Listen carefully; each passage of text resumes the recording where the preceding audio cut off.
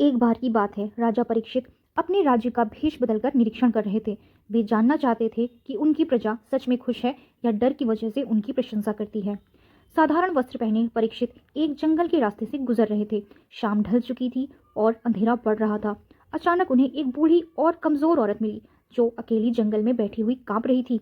परीक्षित ने पूछा, माता, इस अंधेरे जंगल में अकेली क्यों बैठी हो? औरत बोली, मैं रास्ता भटक गई हूँ। घर दूर है और जंगली जानवरों का डर है, लेकिन भगवान पर भरोसा है कि वे कोई रक्षक भेजेंगे।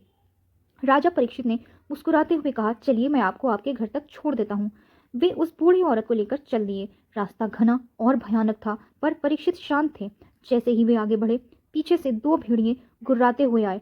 बूढ़ी औरत डर गई, पर परीक्षित ने सिर्फ इतना कहा, डरो मत, जब मन में भलाई होती है तो अदृश्य रक्षक भी साथ होते हैं। उन्होंने हाथ में पकड़ी लकड़ी उठाई और साहस के साथ भेड़ियों को डराकर भगा दिया। थोड़ी दूर चलने के बाद बूढ़ी औरत सुरक्षित अपने घर पहुंच गई। वह बोली, बेटा, तुमने तो मेरे भगवान का काम किया है। तुम्हारा नाम क्या है? राजा मुस्कुराए और बोले, मैं बस एक यात्री हूँ। वे वापस लौटने लगे। कुछ दूरी पर पहुंचते ही अचानक एक साधु प्रकट हुए। साधु ने कहा, परीक्षित, तुमने आज एक असहाय की रक्षा की। वही सच्चा धर्म है। जिस व्यक्ति से जनता को सुरक्षा मिलती है वही असली राजा कहलाता है। परीक्षित आश्चर्य में पड़ गए। आपको कैसे पता कि मैं परीक्षित हूँ?